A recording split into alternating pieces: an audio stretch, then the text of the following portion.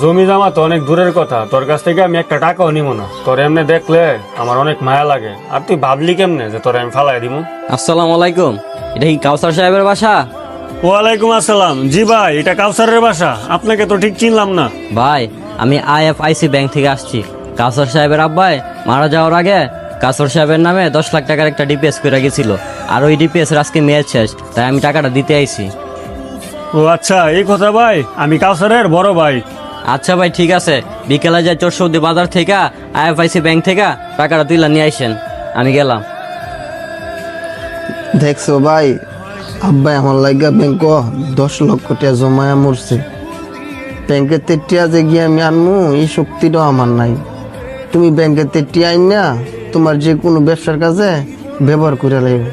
আরে কি কস তুই? তোর টিয়া আমি নিতাম কে লাগিয়া? তোমার জায়গা জমি দিতে চাইছি, নিলা না। অন্তত এই টিয়াগুলা নেও, আমি অনেক খুশি হমু।